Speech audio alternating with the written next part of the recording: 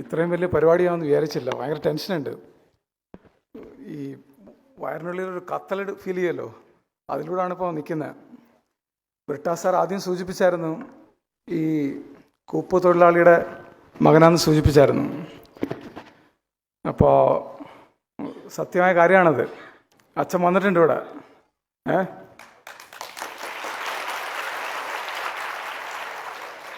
ഈ പ്രസംഗിച്ചൊന്നും ശീലമില്ല, അത് കാരണം കുറച്ച് ടെൻഷനോടെ നിൽക്കുന്നത്. പക്ഷേ ഈ വളർന്നു വന്ന സാഹചര്യത്തിൽ ഞാൻ വലിയൊരു ഓൺട്രപ്രണർ ഫാമിലിയിൽ നിന്നാണ് വന്നിരുന്നത്. എൻ്റെ വല്യമ്മ, അച്ഛൻ്റെ അമ്മ വലിയൊരു ഓൺട്രപ്രണർ ആയിരുന്നു നാട്ടിൽ. ഈ പാടം എന്ന് പറയുന്ന ചെറിയ ഗ്രാമത്തിൽ കാട്ടിൽ സ്ഥലം വെട്ടിപ്പിടിച്ച് കപ്പ കൃഷിക്ക് വരുന്ന ആൾക്കാരുണ്ടായിരുന്നു. അവർക്ക് വാറ്റിയാരം വയ്ക്കുന്ന പണിയായിരുന്നു പൊന്നമ്മയ്ക്ക്.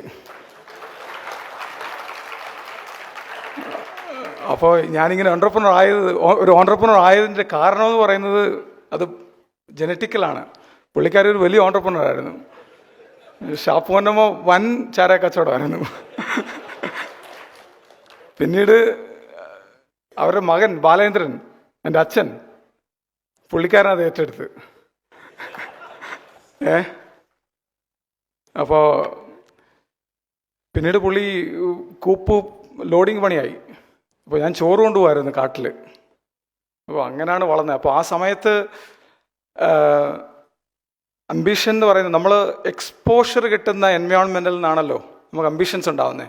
അപ്പോൾ എനിക്കൊരു ലോറി ഡ്രൈവർ ആവണം, അല്ലെങ്കിൽ ഒരു വലിയ ലോഡിങ് തൊഴിലാളി ആവണം എന്നൊക്കെയായിരുന്നു ആഗ്രഹം. അപ്പോൾ ആ കാട്ടിൽ പപ്പായ്ക്ക് ചോറ് കൊണ്ട് കൊടുത്തിട്ട് തിരിച്ചു വരുമ്പോൾ ഒരിട്ട് വിറക് തലയത്തിൽ വെച്ച് തരും. അതുമായിട്ട് വരിക, അല്ലെങ്കിൽ ഒരു കഴ കയ്യിലുണ്ടാവും, അതും വലിച്ചുകൊണ്ടാണ് വരിക. അപ്പോൾ അങ്ങനെ ഒരു വന്ന സാഹചര്യത്തിൽ നിന്ന് സ്കൂളിൽ അമ്മ പത്രമൊക്കെ വായിക്കുമായിരുന്നു. പിന്നെ ഒരു വലിയച്ഛനുണ്ടായിരുന്നു, വലിയ കമ്മ്യൂണിസ്റ്റുകാരനായിരുന്നു. ഞങ്ങളുടെ നാട്ടിൽ കമ്മ്യൂണിസ്റ്റ് പാർട്ടി ഉണ്ടാക്കിയ ആളാണ്. എനിക്കിപ്പോൾ തുറന്ന് പറയുന്നതിന് ഇതൊന്നുമില്ല. അപ്പോൾ അദ്ദേഹം അവിടുത്തെ വലിയ ജന്മികളുടെ സ്ഥലമൊക്കെ വെട്ടിപ്പിടിച്ച് റോഡൊക്കെ വെട്ടിക്കൊടുത്ത് അങ്ങനെയൊക്കെ വളർന്ന് വന്ന ഒരാളാണ്. അപ്പോൾ അങ്ങനെ ഒരു സാഹചര്യത്തിൽ വളർന്നു വരുമ്പോൾ ഉണ്ടായ ഈ ഒരു രീതിയൊക്കെയാണ് നമുക്കുള്ളതേ. അപ്പോൾ അത് കഴിഞ്ഞ് വന്നിട്ട് പിന്നെ സ്കൂളിൽ അമ്മ പത്രമൊക്കെ വായിക്കുന്നതുകൊണ്ട് സ്കൂളിലേക്ക് വിട്ട് സ്കൂളിൽ പോയി പഠിച്ച് അങ്ങനെയൊക്കെ ഒരു രീതിയിലാണ് വളർന്നത്. അപ്പോൾ പിന്നീട് ഫുട്ബോളിലേക്ക് എത്തി. ഈ കാട്ടിൽ പണിയൊക്കെ പണിയുന്ന കാരണം സ്കൂളിൽ വിട്ടപ്പോൾ സ്പോർട്സിൽ താല്പര്യം ഉണ്ടായി. സ്പോർട്സ് ഹൗസിൽ സെലക്ഷൻ കിട്ടി, തിരുവനന്തപുരത്തെത്തി. അപ്പോൾ അവിടുന്ന് കേരള സ്റ്റേറ്റ് ഫുട്ബോൾ ടീമിൻ്റെ ക്യാപ്റ്റൻ ആവാൻ പറ്റി. അണ്ടർ 19 ബെസ്റ്റ് പ്ലെയർ കിട്ടി.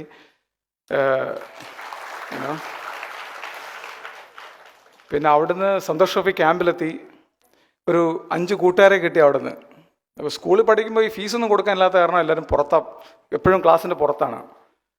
പക്ഷേ സ്പോർട്സ് ഹൗസിലെത്തിയപ്പോൾ നമ്മുടെ ദാസേട്ടനൊക്കെ ആയിരുന്നു സ്പോർട്സ് കൗൺസിൽ സെക്രട്ടറി. അത് കാരണം നമ്മൾ ഫീസൊന്നും ഇല്ലല്ലോ, അവിടെ പുറത്താക്കത്തില്ലല്ലോ. അപ്പോൾ അത് കാരണം ഒരു 5 കൂട്ടുകാരെ കിട്ടി. അവർ വന്നിട്ടുണ്ട് ഇവിടെ. ഒരാളെപ്പോഴും തിരുവനന്തപുരത്ത് കളിച്ചുകൊണ്ടിരിക്കുക, ടൈറ്റാനെത്തി, ആളിപ്പോൾ എത്തും. അപ്പോൾ അവരുടെ കൂടെയൊക്കെ ആണ് വളർന്നത്.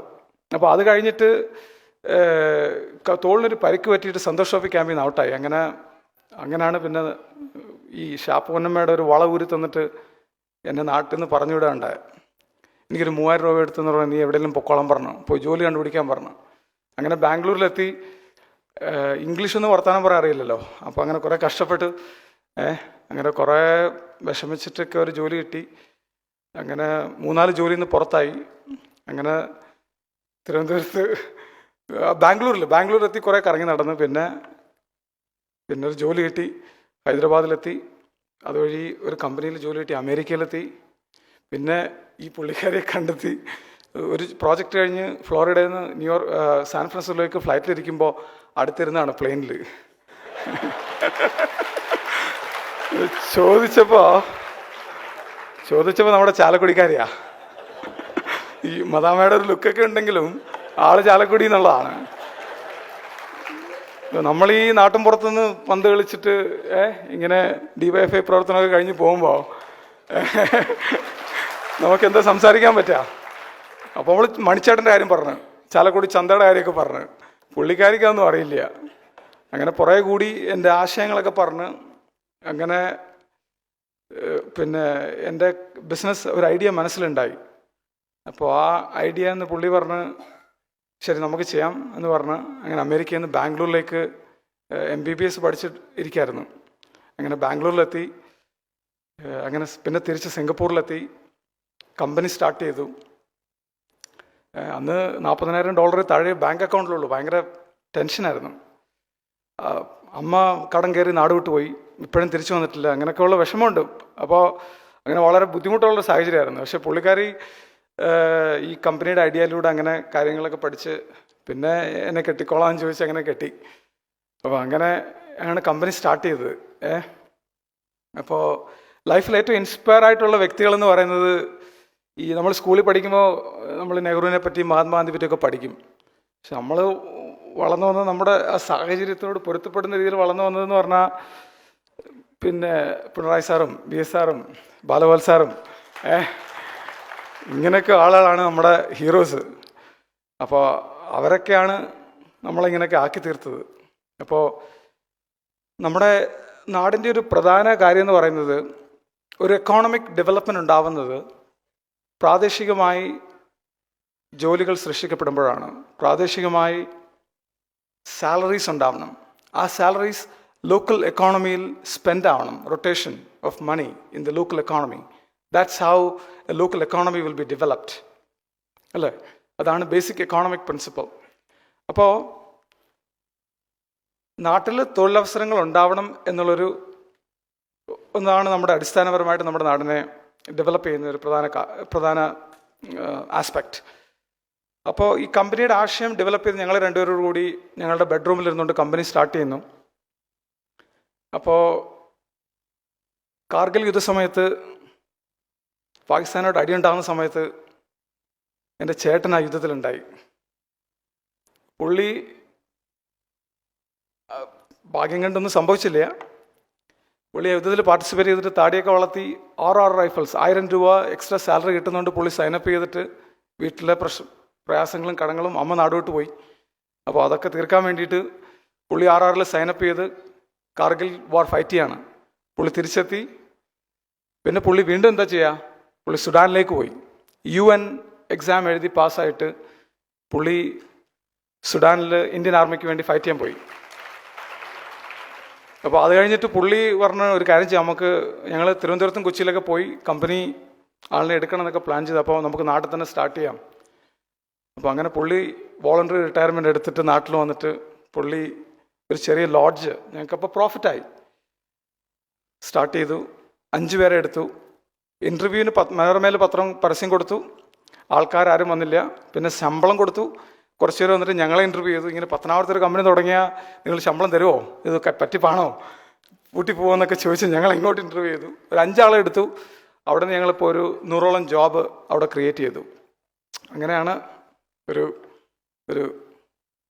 അതാണ് ഞങ്ങളുടെ story. Okay, thank you. So വലിയ വലിയ കമ്പനികൾക്ക്, അന്താരാഷ്ട്ര കമ്പനികൾക്ക് മാർക്കറ്റിങ്ങിന് ആവശ്യമാകുന്ന വിപണന നിർദ്ദേശങ്ങളടങ്ങിയ ഒരു സോഫ്റ്റ്വെയറാണ്, ഒരു ഡേറ്റ സോഫ്റ്റ്വെയറാണ് ഞങ്ങൾ വികസിപ്പിച്ചെടുത്തത്. ഞങ്ങൾക്ക് 2 പേറ്റൻ്റ് ഉണ്ട്. ഞങ്ങളുടെ സോഫ്റ്റ്വെയർ IBM, HP, ലോകത്തിലെ ഫോബ്സ് 500, ലോകത്തിലെ ഏറ്റവും വലിയ കമ്പനികൾക്ക് ഫോബ്സ് മാഗസിൻ കൊടുക്കുന്ന ഒരു അവാർഡാണ് ഫോബ്സ് 500. അതിൽ 16 കമ്പനികൾ ഞങ്ങളുടെ ഉപഭോക്താക്കളാണ്. അവർ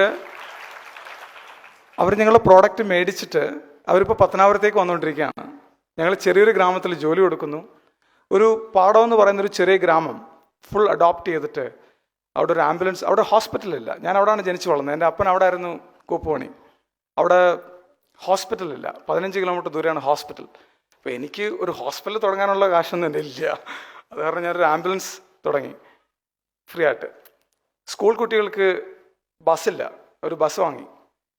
ഒരുപാട് പാവപ്പെട്ട ആൾക്കാരുണ്ട്, അവർക്ക് 100 കുടുംബങ്ങൾക്ക് ഞങ്ങളൊരു ഭക്ഷ്യ സബ്സിഡി ഫ്രീ ആയിട്ട് ഫുഡ് കൊടുക്കുകയാണ്.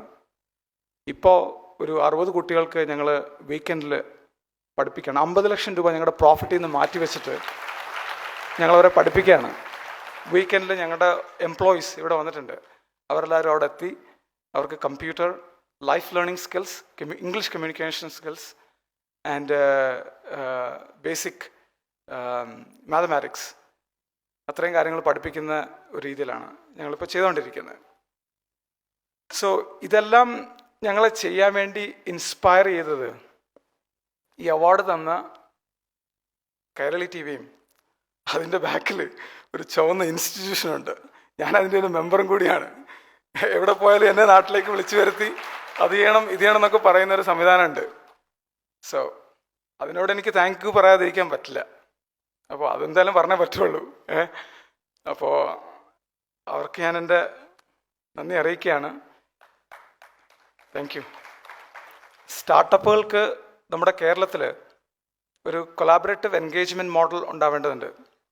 ഓക്കെ, എല്ലാവരും അങ്ങോട്ടും ഇങ്ങോട്ടും ഹെൽപ്പ് ചെയ്ത് കൊളാബറേറ്റീവായിട്ട് ഐഡിയാസ് ഷെയർ ചെയ്ത് ഒരുമിച്ച് ഒരു എക്കോണമിക്കൽ ഡെവലപ്മെൻറ്റ് ഉണ്ടാക്കേണ്ടത് ഒരു രീതിയുണ്ട്. അവിടെയാണ് കാലിഫോർണിയ, സിലിക്കൺ വാലി, ന്യൂയോർക്ക് ഒക്കെ ഡിഫറെൻ്റ് ആവുന്നത്. അപ്പോൾ അതിൽ നമ്മൾ ഫോക്കസ് ചെയ്യണം. And lastly, the team that has been with me, who believed in my vision and who had been working with me. You can see them in orange t-shirt today. They're here. We've created hundreds of jobs in a local town in Patanapuram, which is bordering with Pathanamthitta and Kollam district. So I want to thank you all, the team that believed in me, my vision and my ideas, and who joined in this vision of creating rural impact, creating jobs in a local town in Patanapuram, right, and adopting a village, sharing a profit to work on grassroots development. I want to thank you for that. Okay, so thank you. And finally, ഈ നാട്ടിൽ നിന്ന് second ഷോയ്ക്കൊക്കെ വണ്ടി പിടിച്ചിട്ട് സിനിമയ്ക്ക് പോകുമായിരുന്നു കൊച്ചിലെ. അപ്പോൾ ഈ മമ്മൂട്ടി എന്ന് പറയുന്ന മഹാസംഭവം ഈ മുകേഷ് ഏട്ടനൊക്കെ ജീവിതത്തിൽ ആദ്യമായിട്ട് ഇന്നാണ് കാണുന്നത് ഞാൻ. ഓക്കെ, സോ എനിക്കിപ്പോഴും വിശ്വസിക്കാൻ പറ്റിയിട്ടില്ല. കൈ കൊടുത്തായിരുന്നു. ഓക്കെ, അപ്പോൾ ആരെ ഗ്ലാമറാണ് ഇവർക്ക്. Right, they are true leaders actually. If you look at them, right, they have been true examples, right, in their own ways. And I can't express my gratitude and thank you to them on how they inspired me. Okay, and there is one person missing here today, which is I am Vijayan. Soda ബോട്ടിലും soda വിറ്റ് കപ്പലണ്ടി വിറ്റിട്ട് ഇപ്പോൾ കഴിഞ്ഞ ദിവസം ട്രിവാൻഡ്രത്ത് I league നടക്കുമ്പോൾ meet ചെയ്തായിരുന്നു. മമ്മൂട്ടി സാറിൻ്റെ കൂടെ ഒരു പടത്തിൽ അഭിനയിച്ച് കാറിൽ വിട്ടുപോയ കഥയൊക്കെ ഞങ്ങളുടെ അടുത്ത് എക്സ്പ്ലെയിൻ ചെയ്തായിരുന്നു ഗ്രേറ്റ് ഫാദർ മൂവിയിൽ. So he's a big inspiration to me. Okay, ഇവിടെ വരണ്ടായിരുന്നു, പക്ഷെ ഡൽഹിയിലൊരു മീറ്റിങ്ങിന് പോകേണ്ട വന്നു. I won't remember him and my friends and all of you are here today to support this great event. And thank you Kairali TV for creating such an award. There is no other channel in this state, in this country. I don't know if anyone else is doing something like this. I want to thank you Kairali TV for doing such an amazing award program to inspire for aspiring entrepreneurs in the state. And obviously the Red Institution behind the channel, I'm with them, and thank you. Thank you so much.